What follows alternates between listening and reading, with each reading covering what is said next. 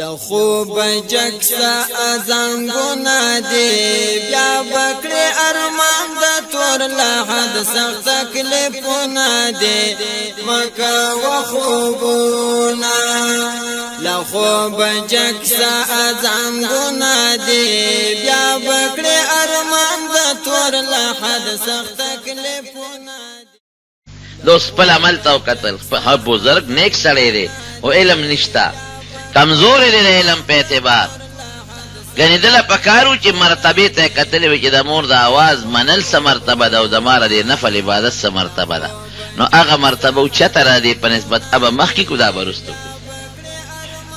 خیره وتا وکړه مور خپشوا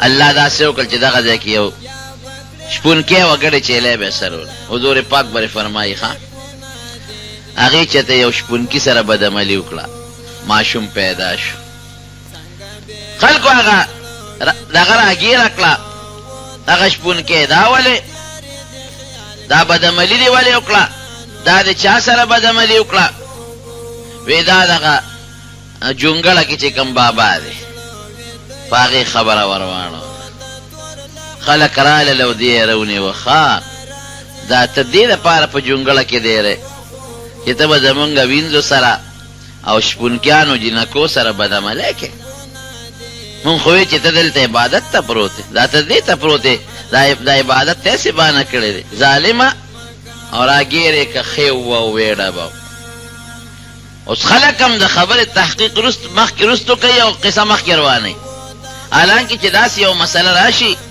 نو پکار ده چې انسان لاول مخکې تحقیق وکړي او خلق خو بیا غوبل دی او بیا چې جلسه جلوسی او انقلابی بیا خلق ستا ګوري بدرز او غوبلی انقلاب درز او غوبل هغه جونګړی ولا روانه کړه او ماته کړه او دې راوسته ویډه باف دې غریب و چې زما خبره خو واوره نه ته دې ته پروته ته به دا زناګاره کې پرې جونګړه کې دې لپاره مونږ خو ته نیک سړی دعاګانې دنه غواړو او تعالی صدقې او خیراتونو قصې تا دا ظالمه الکه دا ما خبره خو وره کنه چاوې دا خبره خو وره وی تاسو دا زنانه راولې غجینه راوست وی دا ماشوم راوست حضور پاک فرمایي یو سو ماشومانو په ماشوموالي کې خبرې کړې دي یو پکې دغه ماشوم دی جوړه چې تاسو کوي منه بو کپلار دې سوک دی آی ماشوم پلار دې سوک دی ا ماشوم ته وی نو اوی ابي فلان الراعي فلان کې شپون کې زما پلار دی دا پلان کې شپون کې نه پیدا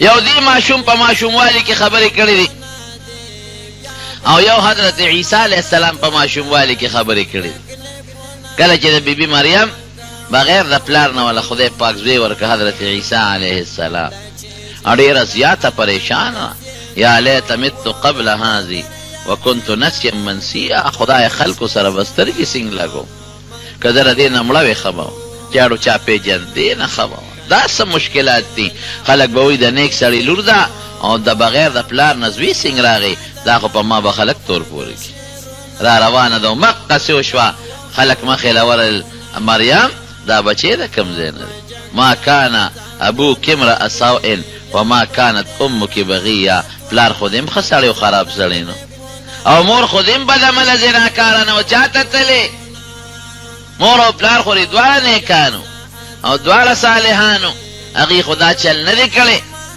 دقه الزام خطرناک شی دی د ټوپک د ډز نه دی الزام ډېر خطرناک دی دا تبی د تبی زمونږ په دې شریعت کې راځي وایي په هر څیز کې دوه ګوان دي که په قتل کې یو سړی په چا دعوو کې نو دوه ګوان پیش کړي نو به قصاص شي د غلا دپاره هم ثبوت دپاره هم دوه ګوان دي او دارنګې د شرابو دپاره هم دوه ګوان دي که د چا په کور قبضه کړې ده او دی وي زما د هغې هم دوه ګوان دي او د زنا دپاره څلور ګوان دي دا ولې دا شی جرم خطرناک دی نو خبره یې سخته کړې ده په یو کس زنا نشي ثابتو چې دا زناکار دی یا زناکار په دوه هم نشي ثابتولی څلور ګوان دي مرګ اسان دی غلا لاس پرې کېدل هم ګران دي خو بیا هم اسانه ده چې تهمت دې په چا ولګو چې د زنا کړې ده ټول خاندان دی ولو شرمه او چې په ښځه د الزام ولګو دوه خاندانونه یې دواړه برباد کړل تباه دې کړل پشپ ورته خلک بیا پیغورونه کوي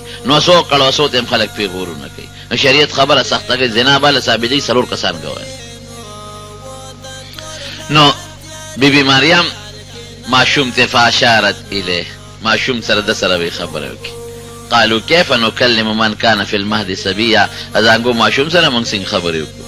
عیسی علیه السلام خدای پاک وویل قال اني عبد الله، زه د خدای بنده الله پیدا کړی.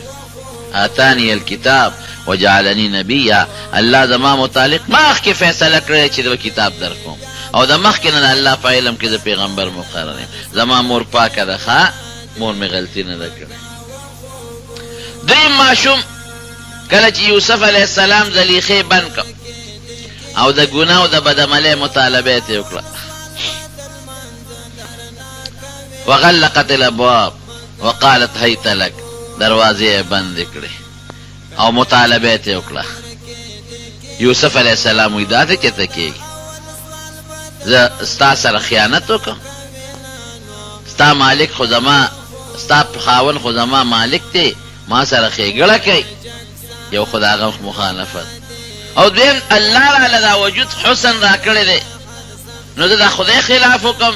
انه ربي احسن مثوایا انه لا یفلح چې څوک ظلم کوي چارې به کامیاب نشي. دې ورمنډه کړې او کلکې یې راونیوه چې د دې رانیسم، هغه ته منډه کړې.